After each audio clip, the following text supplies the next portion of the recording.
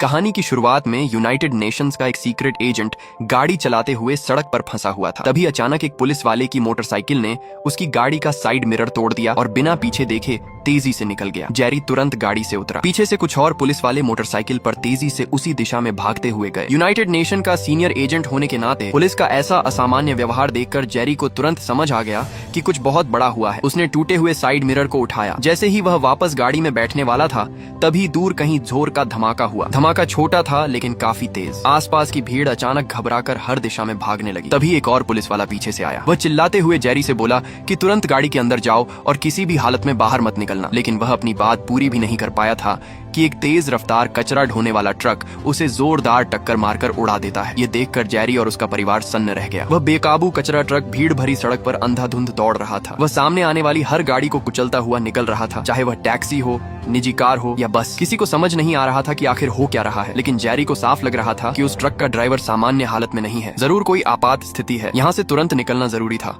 Jerry ने तुरंत accelerator दबाया और ट्रक द्वारा बने खाली रास्ते का फायदा उठाकर वहां से निकलने लगा। लेकिन जैसे ही वह चौराहे पर पहुंचा, कचरा ट्रक पलट गया। जेरी संभल भी नहीं पाया था कि बगल से एक एम्बुलेंस ने उसकी गाड़ी को टक्कर मार दी। खुशकिस्मती से परिवार के सभी लोग सीट बेल्ट लगाए हुए थे। वे सिर्फ डर गए थे। कोई गंभीर चोट नहीं आई। लेकिन बाहर का नजारा पूरी तरह अफरा तफरी में बदल चुका था। कैमरा जैसे पीछे हटकर दिखाता है कि हर कोई शहर से बाहर की ओर भाग रहा है। असली संकट अब सामने आ चुका था। भीड़ के बीच बड़ी संख्या में ज़ॉम्बी भी मौजूद थे। वे बेहद फुर्तीले थे और भागते हुए इंसानों का पीछा करके उन्हें मार रहे थे। जेरी और उसका परिवार अभी तक पूरी तरह समझ नहीं पाए थे कि हो क्या रहा है। जेरी ने जल्दी से पिछली सीट से अपनी छोटी बेटी को उठाया और चारों तरफ नजर दौड़ाई। सड़क पर लोग जान बचाने के लिए इधर उधर भाग रहे थे। कुछ लोगों के व्यवहार से साफ लग रहा था कि वे किसी चीज से बच रहे हैं। जेरी ने ज्यादा सोचे बिना पत्नी और बेटियों को वहां से निकालना शुरू किया। उसी समय उसने देखा कि एक महिला पागलों की तरह एक कार पर कूद गई। उसने सिर मारकर विंडशील्ड तोड़ दी, ड्राइवर को बाहर खींचा और उसे बेरहमी से काटने लगी। चीखों की आवाज गूंज उठी। यह देखकर जेरी का शरीर सिहर उठा। उसे समझ आ गया कि ये सब खून के प्यासे ज़ॉम्बी हैं। जेरी ने बिना देर किए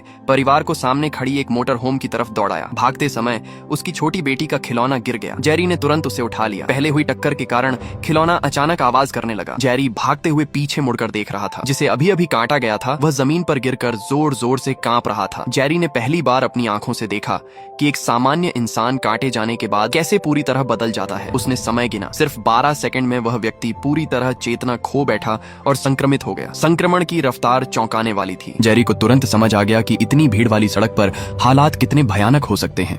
वह जल्दी से मोटर होम में घुसा और गाड़ी स्टार्ट करने ही वाला था कि कुछ ज़ॉम्बी सामने आ गए। लेकिन उसकी पत्नी ने तुरंत एक ज़ॉम्बी को जोरदार लात मारकर हटाया। जेरी ने स्टीयरिंग घुमाकर एक और ज़ॉम्बी को हटाया और किसी तरह वहां से निकलने में कामयाब हुआ। वे शहर से बाहर की ओर तेजी से भागने लगे। पीछे ज़ॉम्बियों का झुंड उनका पीछा कर रहा था। जिन लोगों को काटा जा रहा था वे तुरंत संक्रमित हो रहे थे और ज़ॉम्बियों की संख्या तेजी से बढ़ती जा रही थी। सेना की रक्षा रेखा टूट चुकी थी। जेरी गाड़ी दौड़ाता हुआ शहर से दूर सुनसान इलाके में पहुंचा। वहां जाकर परिवार को थोड़ी राहत मिली। आसमान में लड़ाकू विमान पीछे हटते हुए दिखाई दे रहे थे। इसका मतलब था कि शहर पूरी तरह नियंत्रण से बाहर हो चुका है। तनाव और डर के कारण उसकी बड़ी बेटी को अस्थमा का दौरा पड़ गया। उसकी पत्नी दवा लाना भूल गई थी। मजबूरी में जेरी को गाड़ी रोकनी पड़ी। इसी दौरान जेरी का फोन बजा। यह संयुक्त राष्ट्र के उप महासचिव का फोन था। उसने बताया कि ज़ॉम्बी संक्रमण पूरी दुनिया में फैल चुका है और लगभग हर शहर को घेर चुका है। संगठन को जेरी की जरूरत है। 1 घंटे के भीतर हेलीकॉप्टर उन्हें लेने आएगा। तब तक उन्हें खुद अपनी सुरक्षा करनी होगी। इंतजार करते हुए सबसे जरूरी काम था बड़ी बेटी के लिए दवा ढूंढना। वे पास के एक सुपरमार्केट के सामने गाड़ी रोकते हैं। दुनिया के खत्म होने जैसे हालात में कानून और नैतिकता की कोई परवाह नहीं रह गई थी। लोग जरूरी सामान लूट रहे थे। समय बचाने के लिए परिवार 2 हिस्सों में बट गया। पत्नी और छोटी बेटी जरूरी सामान लेने गई। जेरी बड़ी बेटी को लेकर फार्मेसी की तरफ गया ताकि अस्थमा की दवा मिल सके। जैसे ही जेरी को दवा मिली, उसे छोटी बेटी की चीख सुनाई दी। दौड़कर पहुंचा तो देखा कि 2 बदमाश उसकी पत्नी को लूट रहे थे और उस पर गोली चला दी थी। गुस्से में जेरी ने गोली चलाकर एक को मार गिराया, दूसरा भाग गया। उसी समय एक पुलिस वाला वहां आ गया। जेरी ने हाथ ऊपर कर दिए, लेकिन पुलिस वाला उसे नजरअंदाज कर सामान लूटने में लग गया। जब वे बाहर आए तो उनकी मोटर होम गायब थी। चाबी गाड़ी में ही लगी रह गई थी। अब उनके पास कोई वाहन नहीं था। पत्नी ने सुझाव दिया कि पास की एक अपार्टमेंट बिल्डिंग में छिपना चाहिए। मजबूरी में वे वहां की ओर बढ़े। जेरी ने फोन करके बताया कि हेलीकॉप्टर अब 1 घंटे में नहीं आ पाएगा, शायद सुबह तक इंतजार करना पड़े। चारों लोग गलियों से होते हुए उस इमारत तक पहुंचे। रास्ते में एक बेघर आदमी सड़क किनारे शराब पी रहा था। आसपास विस्फोट हो रहे थे और नए ज़ॉम्बी दिखाई दे रहे थे। अजीब बात यह थी कि ज़ॉम्बी उस बेघर आदमी को नजरअंदाज कर रहे थे। किसी तरह वे इमारत के अंदर घुसे और दरवाजा बंद किया। पीछे से ज़ॉम्बियों का झुंड आ गया। वे ऊपर की ओर भागे। मोड़ पर उन्हें लगा कि उनकी छोटी बेटी खो गई है, लेकिन वह आगे रास्ता ढूंढ चुकी थी। ऊपर एक मैक्सिकन परिवार ने दरवाजा खोलकर उन्हें अंदर आने दिया। उन्होंने पानी और खाना दिया। सबने खाना खाया और कुछ देर आराम किया। आधी रात के बाद जेरी ने सोचा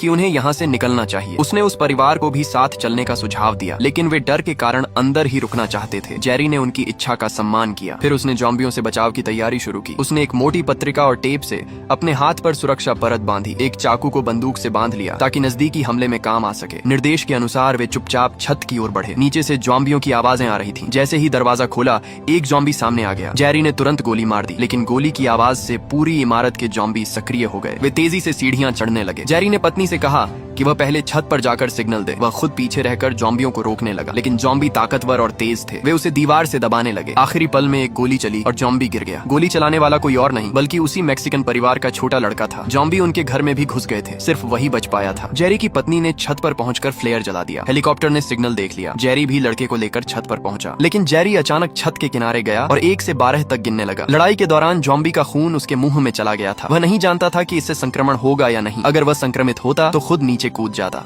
12 सेकंड बीत गए। वह संक्रमित नहीं हुआ। तभी हेलीकॉप्टर पहुंच गया, लेकिन आवाज से और ज़ॉम्बी छत पर आने लगे। जेरी ने लोहे का दरवाजा अपने शरीर से रोके रखा ताकि परिवार पहले चढ़ सके। ज़ॉम्बी उसकी बांह काटने की कोशिश कर रहे थे, लेकिन सुरक्षा परत के कारण वह बच गया। जब परिवार हेलीकॉप्टर में चढ़ गया, तब जेरी भी सैनिकों की मदद से उसमें सवार हो गया। वे सुरक्षित वहाँ से निकल गए। इसके बाद उन्हें एक युद्ध पोत पर ले जाया गया। यही अब संयुक्त राष्ट्र का अस्थायी कमांड सेंटर था। दुनिया के बर्बाद होने के बाद ये सबसे सुरक्षित जगह थी। परिवार को सुरक्षित रखने के बाद जेरी को बताया गया कि हालात बेहद गंभीर हैं। वायरस पूरी दुनिया में फैल चुका है। यहाँ तक कि राष्ट्रपति भी संक्रमित हो चुका है। सिर्फ 5% लोग अभी तक संक्रमित नहीं हुए हैं। एक विशेषज्ञ टीम बनाई गई है जिसका नेतृत्व हार्वर्ड के वायरस विशेषज्ञ डो फास्टबैक कर रहे हैं। उनका मानना है कि अगर मूल स्रोत मिल जाए तो वैक्सीन बनाई जा सकती है। जानकारी के अनुसार यह वायरस सबसे पहले दक्षिण कोरिया के अमेरिकी सैन्य अड्डे पर देखा गया था। 11 दिन पहले वहाँ से ईमेल के जरिए रिपोर्ट भेजी गई थी, लेकिन ध्यान नहीं दिया गया। अब संपर्क टूट चुका है। आखिरी उम्मीद वहीं हो सकती है। इसलिए कमांडर चाहता है कि जेरी एक टीम के साथ वहां जाए।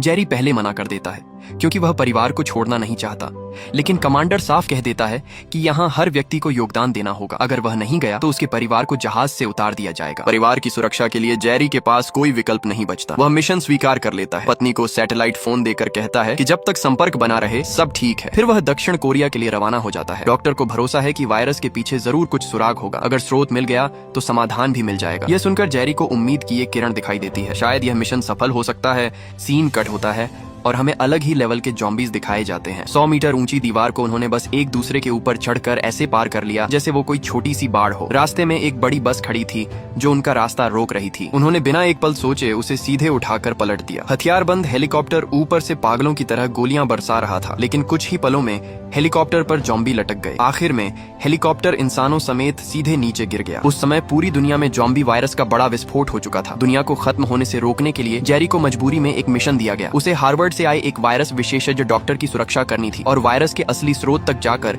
इस संकट को खत्म करने का तरीका ढूंढना था। लेकिन जैसे ही उनका विमान जमीन पर उतरा, ज़ॉम्बियों की भीड़ पागलों की तरह उनकी तरफ दौड़ पड़ी। जो डॉक्टर अभी कुछ देर पहले विमान में हंसते बोलते जा रहे थे, उन्होंने ऐसा मंजर कभी नहीं देखा था। असली ज़ॉम्बी को सामने देखकर वो पूरी तरह सुन्न हो गए। वो पलटकर वापस विमान की तरफ भागे, लेकिन अचानक उनका पैर फिसल गया। गिरते समय उनके हाथ से ट्रिगर दब गया। वो जमीन पर गिरे, खुद ही अपने सिर को पकड़ लिया और बेहद अजीब तरीके से वहीं मारे गए। उनकी इस अजीब हरकत ने वहाँ मौजूद लोगों और ज़ॉम्बियों दोनों को एक पल के लिए हैरान कर दिया। अच्छी बात ये थी कि आसपास तैनात अमेरिकी सैनिकों ने हलचल की आवाज सुन ली और तुरंत मदद के लिए पहुंच गए। जेरी वहां रुकने की हिम्मत नहीं कर सका। उसे डॉक्टर को वहीं छोड़ना पड़ा और सेना के साथ आगे बढ़ना पड़ा। वे लोग लगातार गोली चलाते हुए किसी तरह घेरा तोड़कर बाहर निकले। सुरक्षित बेस पर पहुंचने के बाद जेरी ने सबको बताया कि जो आदमी अभी खुद को गोली मार बैठा वही उनका वायरस विशेषज्ञ था। ये सुनकर तैनात कमांडर का चेहरा एकदम खाली हो गया। इंसानियत की आखिरी उम्मीद ऐसे ही खत्म हो गई थी, लेकिन डॉक्टर मर चुका था। फिर भी मिशन को जारी रखना ही था। कमांडर ने जेरी को बताया कि ये ज़ॉम्बी आवाज के प्रति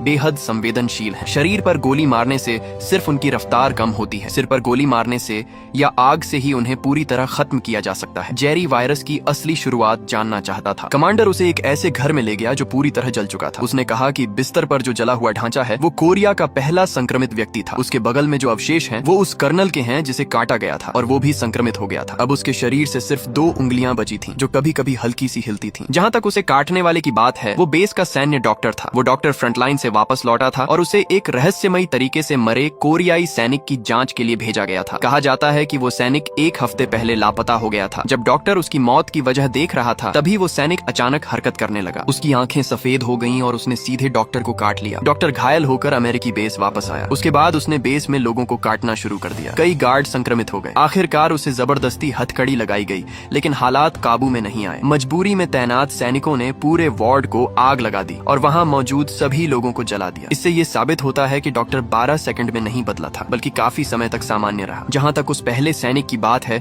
वो वायरस से कैसे संक्रमित हुआ ये किसी को नहीं पता। कोई नहीं जानता वो कहां से आया था, किसके संपर्क में था। उसके और डॉक्टर से जुड़े सारे रिकॉर्ड भी आग में जलकर खत्म हो गए। अब जांच आगे बढ़ाना लगभग नामुमकिन था, लेकिन एक अजीब बात थी। उस समय एक लंगड़ा सैनिक जॉम्बियों के बीच खड़ा था। उसके आसपास 7-8 जॉम्बी थे, लेकिन किसी ने उसे काटा नहीं। सभी ने जैसे उसे नजरअंदाज कर दिया। उस वक्त सबने मजाक में कहा कि उसकी किस्मत बहुत अच्छी है, लेकिन जेरी इस बात पर गंभीरता से सोच रहा था। उसी समय उसने पास में बड़बड़ाते एक कैदी को देखा, जिसे शायद कुछ पता था। पूछताछ करने पर पता चला कि वो पहले CIA का सीनियर एजेंट था। हाल ही में उसे उत्तर कोरिया को हथियार तस्करी करने के आरोप में पकड़ा गया था। वो थोड़ा सनकी लग रहा था, लेकिन जेरी को लगा कि उसे कुछ अहम बातें पता हैं। बातचीत के दौरान जेरी को कुछ जरूरी जानकारी मिली। पहले जेरी ने पूछा था कि इस बेस में संक्रमण फैलने में कितना समय लगा। जवाब मिला था 6 से 10 मिनट। उस आदमी ने बीच में कहा कि डेविड को 10 मिनट लगे थे। डेविड शायद वही सैनिक था जिसे सैन्य डॉक्टर ने काटा था। दूसरी जानकारी और भी चौंकाने वाली थी। उत्तर कोरिया इस आपदा से बच गया था। बताया गया कि जॉम्बी संकट शुरू होते ही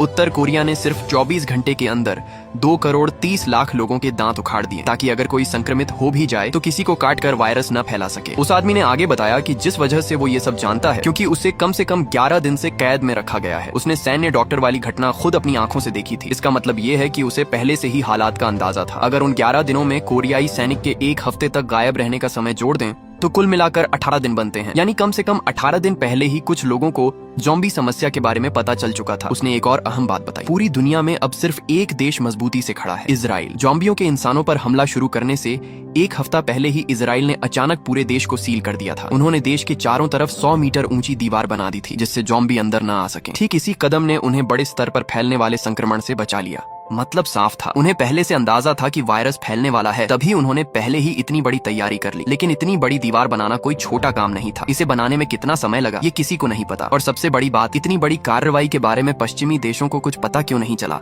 उस आदमी ने जेरी से कहा, अगर सच जानना है तो इजराइल की राजधानी जाकर यूरिगन नाम के आदमी को ढूंढो, चाहे ये जानकारी सच हो या झूठ। जेरी को वहाँ जाना ही था। जेरी ने निकलने से पहले अपनी पत्नी को फोन किया, लेकिन सिग्नल ठीक नहीं था। कॉल कुछ सेकंड बाद ही कट गई। फिर उसने यरूशलेम जाने का फैसला किया, लेकिन उड़ान भरने से पहले उन्हें एक और बेहद खतरनाक काम करना था, विमान में ईंधन भरना। इसके लिए पूरे बेस को एक्टिव करना पड़ा। सैनिकों को 2 टीमों में बांटा गया। एक टीम एयरपोर्ट के आसपास अलग अलग जगहों पर कवर देगी और दूसरी टीम फ्यूल टैंकर ढूंढने जाएगी।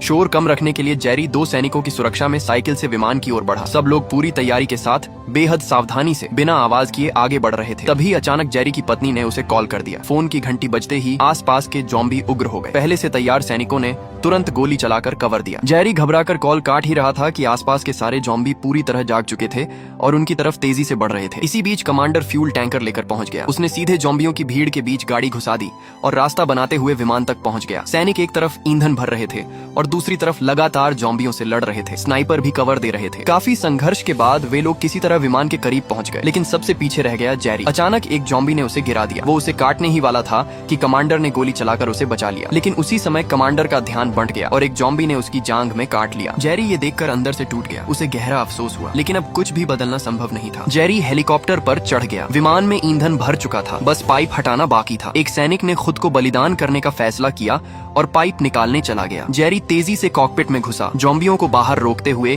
पायलट की मदद की ताकि उड़ान भरी जा सके। जो सैनिक उनकी रक्षा कर रहे थे वे सभी एक एक करके मारे गए। उन्होंने अपनी जान देकर जेरी को एक अनजान उम्मीद दी। विमान रात की बारिश में उड़ गया। सब कुछ शांत हुआ तो जेरी ने तुरंत पत्नी को फोन करके बताया कि वो सुरक्षित है, लेकिन कुछ ही शब्द बोले थे कि दूर कहीं अचानक परमाणु विस्फोट हुआ। धमाका इतना बड़ा था कि उसकी गूंज हजारों मीटर ऊंचाई तक महसूस हुई। झटके की वजह से विमान नियंत्रण खो बैठा, लेकिन पायलट ने समय रहते उसे संभाल लिया। दोनों किसी तरह बच निकले, लेकिन जेरी खुश नहीं था। रणनीतिक हथियार का इस्तेमाल इस बात का संकेत था कि इंसान अब आखिरी मोर्चे पर पहुंच चुके हैं। एक रात के बाद विमान यरूशलेम के ऊपर पहुंच गया। हवाई यातायात सामान्य तरीके से संचालित हो रहा था। पूरा एयरपोर्ट व्यवस्थित था। विमान सुरक्षित उतरा, लेकिन समय बहुत कम था। आराम का मौका नहीं था। जेरी ने पायलट से कहा कि वो तैयार रहे, जरूरत पड़ने पर तुरंत निकलना होगा। फिर वह स्थानीय नेतृत्व से मिलने गया। एक महिला सैनिक उसे लेकर गई। संयुक्त राष्ट्र के जांच अधिकारी के रूप में जेरी को इजराइल के एक उच्च अधिकारी से मिलने का मौका मिला। वही थे यूरीगन। जेरी जानना चाहता था कि उन्होंने वायरस फैलने की भविष्यवाणी कैसे की। यूरीगन ने बताया कि उन्हें भविष्य देखने की कोई शक्ति नहीं थी। असल में उनकी खुफिया एजेंसी ने भारत के एक जनरल की बातचीत को इंटरसेप्ट किया था। उस बातचीत में कहा गया था कि वे ज़ॉम्बियों से लड़ रहे हैं। शुरुआत में किसी ने इस पर विश्वास नहीं किया, लेकिन उनके यहाँ एक सिद्धांत था, अगर 9 लोग एक ही राय रखते हैं तो 10वें का कर्तव्य है कि वो विरोध में सबूत ढूंढे। यूरीगन वही 10वां व्यक्ति था। वो खुद भी शुरू में यकीन नहीं करता था, लेकिन जब बाकी सब इसे बकवास मान रहे थे तो उसने जिम्मेदारी के तहत जांच शुरू की। जांच में उसे कई रिपोर्ट्स मिली, काले अंगों का अवैध व्यापार, एशिया में अजीब घटनाओं की खबरें और अलग अलग जगहों पर ज़ॉम्बी संक्रमण की सूचनाएं। इससे साफ था कि भारत पहले से ज़ॉम्बियों से लड़ रहा था। हो सकता है पहला मरीज वहीं से आया हो, या फिर अवैध अंग व्यापार की वजह से संक्रमण फैला हो। असली स्रोत क्या था, इस पर कोई पक्की जानकारी नहीं थी, लेकिन एशिया को शुरुआती केंद्र मानने की संभावना बहुत ज्यादा थी। जब बाकी लोग ज़ॉम्बियों के अस्तित्व पर शक कर रहे थे, यूरीगन ने खतरे को सच माना और पहले से ऊंची दीवार बनवा दी। अब पूरी दुनिया में सिर्फ इजराइल सुरक्षित था। दीवार के अंदर सिर्फ इजरायली नागरिक ही नहीं, बल्कि दूसरे देशों से आए शरणार्थी भी रह रहे थे। यूरीगन का मानना था कि जितने ज्यादा इंसान बचेंगे उतने कम ज़ॉम्बी बनेंगे। दीवार के बाहर हथियारबंद हेलीकॉप्टर 24 घंटे गश्त कर रहे थे। वे ज़ॉम्बियों की हर हरकत पर नजर रख रहे थे और बाहर से आने वाले शरणार्थियों को सुरक्षित अंदर ला रहे थे। लेकिन तब कुछ ऐसा हुआ जिसने सब कुछ बदल दिया। इस तबाही भरी दुनिया में बचे हुए लोग बहुत कम रह गए थे। दीवार के अंदर पहुंचने वाले शरणार्थी इतने खुश थे कि कुछ लोग तो जमीन पर घुटनों के बल बैठकर आसमान का शुक्रिया अदा कर रहे थे। 2 लड़कियां खुद को रोक नहीं पाईं। उन्होंने एक माइक्रोफोन उठाया और सबको साथ में गाना गाने के लिए कहा, जैसे वे इस नई जिंदगी का जश्न मना रहे हों। लेकिन स्पीकर से निकलने वाली आवाज बिजली के करंट के जरिए दीवार के बाहर तक पहुंच गई। उस तेज आवाज ने बाहर मौजूद ज़ॉम्बियों को और ज्यादा उकसा दिया। ज़ॉम्बी आवाज के लिए बेहद संवेदनशील थे। जैसे ही उन्हें ये शोर सुनाई दिया, वे सब एक ही जगह इकट्ठा होने लगे। फिर उन्होंने अपनी आदत के मुताबिक एक दूसरे पर चढ़ना शुरू कर दिया। वे खुद को इंसानी सीढ़ी की तरह जोड़कर ऊपर चढ़ने लगे। दीवार के अंदर मौजूद लोगों को जरा भी अंदाजा नहीं था कि उनके सिर पर कितना बड़ा खतरा मंडरा रहा है। उसी समय जेरी के मन में सवाल चल रहा था, अगर उसे भारत जाना होता तो वह कहां से शुरू करता, वह किससे बात करता। भारत इस समय एक ब्लैक होल की तरह था, कोई पक्की जानकारी नहीं। वह खुद से कह रहा था कि डॉक्टरों की बहादुरी को नजरअंदाज नहीं किया जा सकता, लेकिन अब बहुत देर हो चुकी थी। अब दीवार बनानी ही एकमात्र रास्ता था। दीवार के अंदर और बाहर का फर्क बिल्कुल आग और बर्फ जैसा था। अंदर लोग बेफिक्र होकर जश्न मना रहे थे, जैसे बाहर मौजूद खतरे का कोई मतलब ही न हो। तेज आवाज लगातार बाहर तक जा रही थी और बाहर के ज़ॉम्बी एक के ऊपर एक चढ़ते जा रहे थे। देखते ही देखते वे 100 मीटर ऊंची दीवार के बराबर पहुंच गए। जेरी ने कुछ गड़बड़ महसूस की। उसने तुरंत सबको चेतावनी देने की कोशिश की, लेकिन तब तक बहुत देर हो चुकी थी। ज़ॉम्बियों का झुंड दीवार के ऊपर से ऐसे गिरने लगा जैसे उबलते पानी में पकौड़े डाले जा रहे हों। सैनिक तुरंत उन्हें रोकने के लिए दौड़े, लेकिन ज़ॉम्बी जमीन पर गिरते ही उठ खड़े हुए और आसपास के लोगों पर टूट पड़े। हर तरफ अफरा तफरी मच गई। हेलीकॉप्टर पूरी ताकत से फायरिंग कर रहे थे ताकि उस इंसानी सीढ़ी को तोड़ा जा सके और ज़ॉम्बी अंदर न आ सके। लेकिन उनकी संख्या इतनी ज्यादा थी कि गोलियां बेअसर लग रही थी। वे समुद्र की लहरों की तरह अंदर घुसते चले आ रहे थे। गोलियों और धमाकों की आवाज हर तरफ गूंज रही थी। हालात पूरी तरह बेकाबू हो गए। यूरीगन मजबूरी में बख्तरबंद गाड़ी में बैठकर वहां से निकल गया और एक टीम को आदेश दिया कि वे जेरी को विमान तक सुरक्षित पहुंचाएं। भागते समय जेरी ने एक अजीब चीज देखी। उसने देखा कि एक बूढ़ा आदमी ज़ॉम्बियों के बीच खड़ा था, लेकिन कोई भी उसे छू नहीं रहा था। ज़ॉम्बी उसे पूरी तरह नजरअंदाज कर रहे थे, लेकिन उस वक्त सोचने का समय नहीं था। जान बचाना ज्यादा जरूरी था। शहर के प्रवेश द्वार से ज़ॉम्बियों की बाढ़ अंदर घुस चुकी थी। जो लोग भाग नहीं पा रहे थे वे या तो मारे जा रहे थे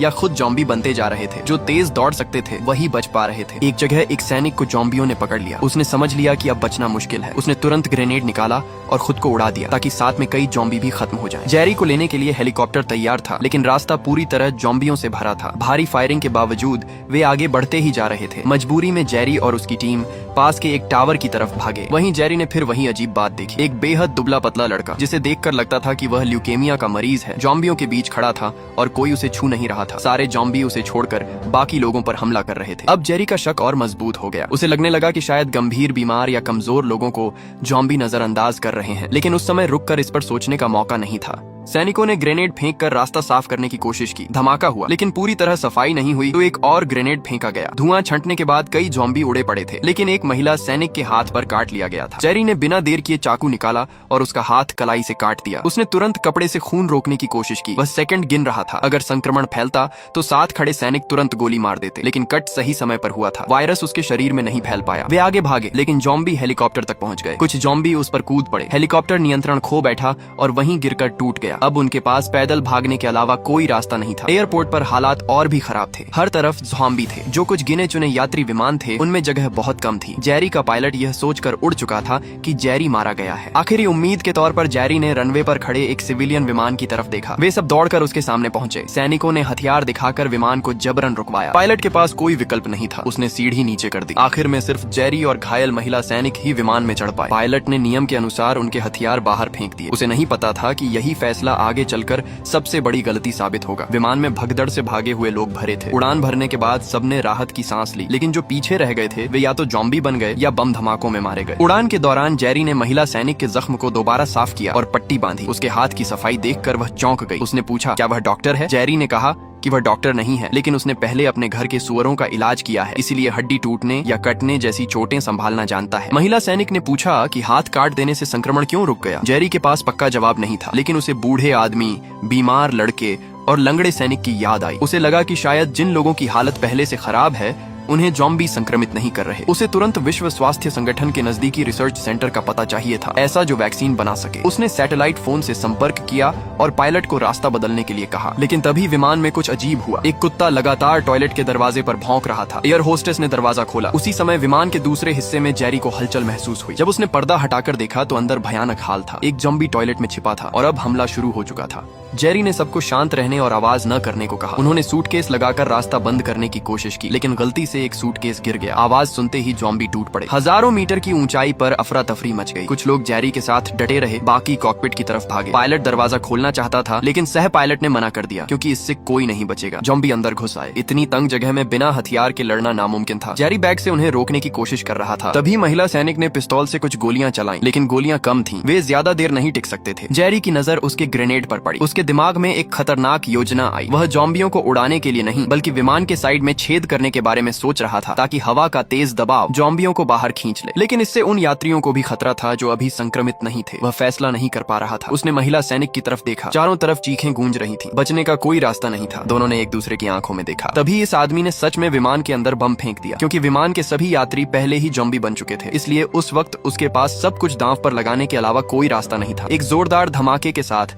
विमान के शरीर में बड़ा सा छेद हो गया और ताकतवर हवा के दबाव से ज़ॉम्बी एक एक करके बाहर खींचते चले गए। कॉकपिट से लगातार मदद की आवाजें आ रही थीं। जेरी तेज हवा का सामना करते हुए ऊपर देखता है और पाता है कि ज्यादातर ज़ॉम्बी बाहर उड़ चुके हैं। हालांकि ज़ॉम्बी का खतरा फिलहाल खत्म हो गया था, लेकिन अब उससे भी बड़ी समस्या सामने थी। पूरा विमान नियंत्रण से बाहर हो चुका था और उसे इमरजेंसी लैंडिंग करनी ही पड़ेगी। जेरी ने तुरंत महिला सैनिक और खुद की सीट बेल्ट कसकर बांधी और जमीन से टकराने के लिए खुद को तैयार कर लिया। अब उनकी जान किस्मत पर टिकी थी। तभी एक अकेला बचा ज़ॉम्बी उनके सामने आ गया। जेरी सीट बेल्ट खोलने की हिम्मत नहीं कर सकता था, इसलिए वह वहीं बैठे बैठे उससे सामना करता रहा। आखिरकार विमान विश्व स्वास्थ्य संगठन के पास स्थित जंगल में गिरकर दुर्घटनाग्रस्त हो गया। काफी देर बाद उल्टा लटके हुए जेरी को होश आया। वह फिर से किस्मत से बच गया था, लेकिन उसके पास वाली महिला सैनिक कहीं नजर नहीं आ रही थी। चारों तरफ विमान का मलबा बिखरा था और बाकी लोग लगभग सभी मारे जा चुके थे। जेरी की जान तो बच गई थी, लेकिन उसकी कमर में विमान का एक टुकड़ा धंसा हुआ था। उसने उसे निकालने की कोशिश की, पर वह आसान नहीं था। मजबूर होकर उसने गहरी सांस ली, सीट बेल्ट खोली और शरीर को एक तरफ झुकाकर जमीन पर गिरने की कोशिश की। दर्द इतना तेज था कि वह लगभग बेहोश हो जाता, लेकिन वह रुक नहीं सकता था। उसके पास ज़ॉम्बी से जुड़ा एक बहुत बड़ा राज्य था और उसे हर हाल में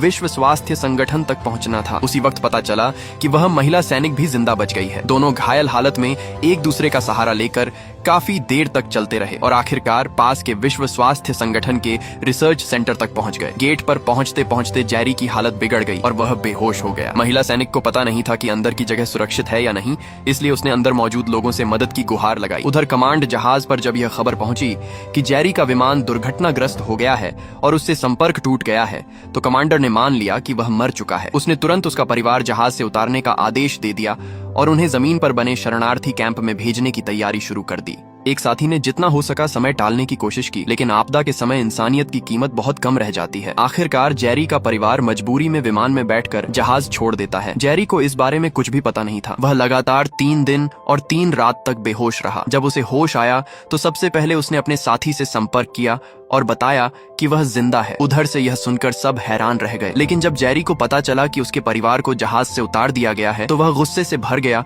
और काम छोड़ने की बात करने लगा। उसके साथी ने शर्मिंदा होकर कहा कि उसने पूरी कोशिश की थी, लेकिन फैसला उसके हाथ में नहीं था। कम से कम फिलहाल उसका परिवार सुरक्षित है। जेरी के मन में बहुत दर्द था। वह बाहर मौत से लड़ रहा था, लेकिन उसके परिवार को कोई विशेष सुरक्षा नहीं मिली। रिसर्च सेंटर के लोगों को उसके साथी से पहले ही जेरी की पहचान और उसके मकसद के बारे में पता चल चुका था। उन्होंने कहा कि यहाँ मौजूद हर व्यक्ति उसकी भावना समझ सकता है, क्योंकि यहाँ लगभग सभी ने अपने परिवार खो दिए हैं। कम से कम जेरी के पास उम्मीद है, उसका परिवार उसका इंतजार कर रहा है। यहाँ इतने लोग सिर्फ इसलिए डटे हुए हैं ताकि जल्द से जल्द वैक्सीन बनाकर ज्यादा से ज्यादा लोगों को बचाया जा सके। यह सुनकर जेरी फिर से संभला। उसने सबको इकट्ठा किया और अपने रास्ते में देखी गई अजीब घटनाओं के बारे में बताया। उसने अंदाजा लगाया कि ज़ॉम्बी उन लोगों पर हमला नहीं करते जिनके शरीर में पहले से गंभीर बीमारी होती है। उसका तर्क था कि हर जीव अपने अस्तित्व को आगे बढ़ाने की कोशिश करता है। ज़ॉम्बी वायरस भी शायद स्वस्थ शरीर को चुनता है ताकि वह खुद को फैलाए। इसलिए जो लोग पहले से गंभीर या जानलेवा बीमारी से ग्रस्त हैं, उन्हें यह वायरस नजरअंदाज कर देता है। यही इसकी ताकत है, लेकिन यही इसकी कमजोरी भी हो सकती है। अगर यह अनुमान सही है तो समाधान मिल सकता है। उन्हें ऐसी बीमारी का रोगाणु ढूंढना होगा जिसकी मृत्यु दर ज्यादा हो लेकिन इलाज संभव हो। फिर उसे इंसान के शरीर में इंजेक्ट किया जाए ताकि ज़ॉम्बी उसे बीमार समझकर छोड़ दें। यह विचार सामने आते ही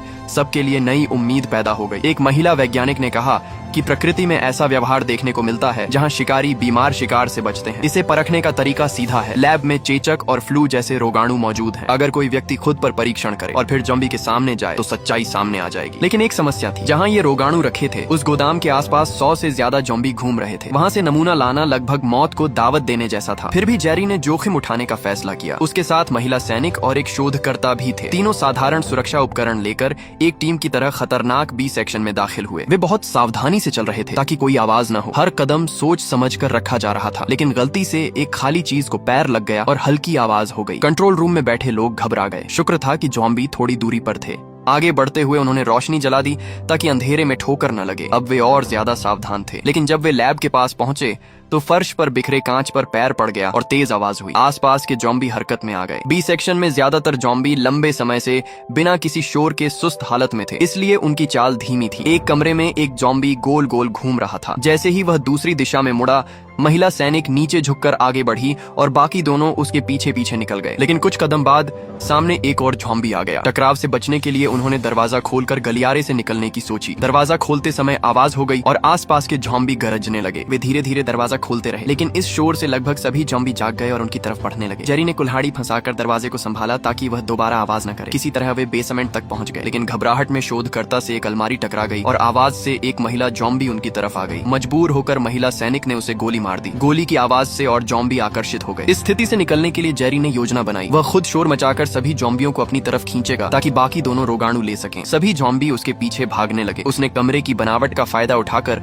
कई ज़ॉम्बियों को चकमा दिया, लेकिन कुछ उसका पीछा करते रहे। उसने पूरी ताकत लगाकर उन्हें गिरा दिया। उसी समय उसकी चोट का दर्द तेज हो गया। इतने में एक और ज़ॉम्बी सामने आ गया और उसका औजार भी फंस गया। हालात बेहद नाजुक थे। उधर महिला सैनिक और शोधकर्ता की स्थिति भी आसान नहीं थी। गोदाम के बाहर ज़ॉम्बियों की संख्या और भी ज्यादा थी। जैसे ही कुछ ज़ॉम्बी उनकी तरफ बढ़े, दोनों बिना कुछ कहे मुड़कर दौड़ पड़े। उनके कदमों की आवाज से और ज़ॉम्बी सतर्क हो गए। रास्ता बनाने के लिए महिला सैनिक ने लगातार गोलियां चलाईं और शोधकर्ता उसके पीछे पीछे भागता रहा, लेकिन ज़ॉम्बियों की संख्या बढ़ती जा रही थी, इसलिए उन्हें मजबूर होकर वापस उसी रास्ते लौटना पड़ा। कंट्रोल रूम में बैठे लोग स्क्रीन पर यह सब देखकर घबरा गए। कई लोगों ने कहा कि अब उन्हें बचाना मुश्किल है। फिर भी आखिरी पल में फैसला लिया गया कि रास्ते का दरवाजा पहले से खोल दिया जाए। किस्मत से दोनों सही सलामत सुरक्षित क्षेत्र में लौट आए। अब सबकी उम्मीद सिर्फ जेरी पर टिकी थी। अच्छी बात यह थी कि गोदाम के पास के काफी ज़ॉम्बी उनके पीछे भाग गए थे। इधर जेरी आखिरकार बी सेक्शन के वायर्स स्टोरेज रूम तक पहुंच गया। अंदर घुस तो गया, लेकिन आई सेक्शन से संपर्क नहीं हो पा रहा था, इसलिए उसे पता नहीं था कि कौन सी दवा सही रोगाणु है। अगर गलत चुन लेता तो सारी मेहनत बेकार हो जाती। काफी सोचने के बाद बाद उसने एक लोहे का डिब्बा लिया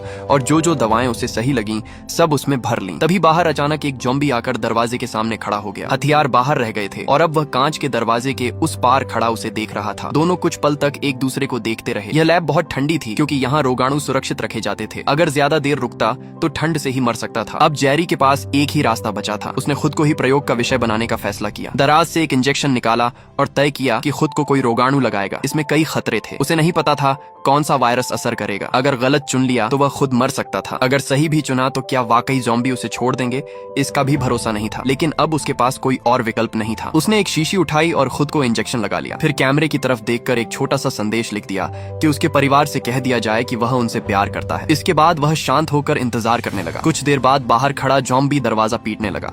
जेरी ने गहरी सांस ली, लोहे का डिब्बा उठाया और दरवाजा खोल दिया। ज़ॉम्बी उसके सामने आया, उसे सूंघा लेकिन हमला नहीं किया। फिर धीरे से मुड़ गया। ये साफ था कि उसका अनुमान सही था। बीमार शरीर को ज़ॉम्बी नजरअंदाज कर रहे थे। जेरी बाकी दवाएं लेकर आराम से बाहर निकला। कंट्रोल रूम में बैठे लोग यह देखकर हैरान रह गए। इसका मतलब था कि अब उनके पास ज़ॉम्बियों से बचने का तरीका मिल चुका है। लेकिन जेरी तुरंत भागा नहीं। वह एक वेंडिंग मशीन के पास रुका, एक सोडा कैन निकाली और आराम से पी। फिर उसने जानबूझकर आवाज की ताकि गलियारे में मौजूद ज़ॉम्बी उसकी तरफ आए। वे तेजी से उसकी ओर बढ़े लेकिन उसके पास पहुंचकर बिना छुए निकल गए। अब जेरी बिना डरे सीधा चलता हुआ आई सेक्शन तक पहुंच गया और बाकी लोगों से मिला। जांच करने पर पता चला कि उसने जो रोगाणु लगाया था वह इलाज योग्य था। उसके चेहरे पर जो लाल चकत्ते थे उनसे अंदाजा लगा कि उसने खुद को चेचक के रोगाणु से संक्रमित किया था। मिशन सफल हो चुका था। बाद में जेरी शरणार्थी कैंप में अपने परिवार से मिल पाया। विश्व स्वास्थ्य संगठन ने उसके अनुभव के आधार पर एक नई वैक्सीन तैयार की जो इंसान को ज़ॉम्बियों की नजर में बीमार दिखाती थी। बड़े पैमाने पर इसका उत्पादन कर दुनिया भर में भेजा गया ताकि बचे हुए लोग